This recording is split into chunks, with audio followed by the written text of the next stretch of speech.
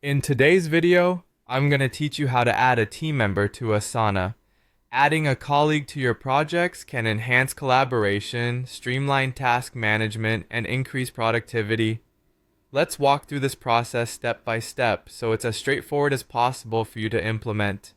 First, you'll want to log into Asana to get started. Open your preferred web browser and head over to the Asana login page. If you have saved the link or find logging in through Google easier, simply click on Continue with Google.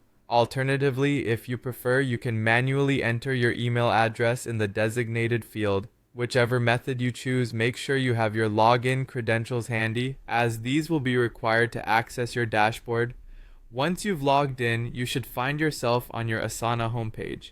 Here, the next step is to invite your new team member.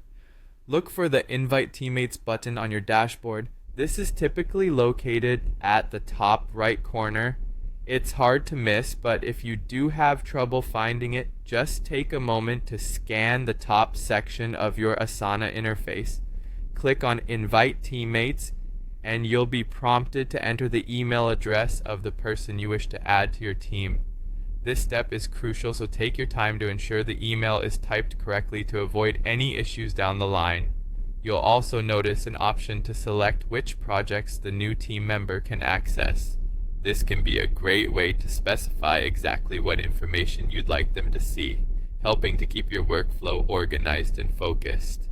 After inputting the email and selecting projects, it's important to review the information you provided. Double-check the email address and project selections to ensure everything is accurate. This confirmation helps prevent any unnecessary misunderstandings or mistakes. Once you're confident that everything looks good, the final step is to click Send.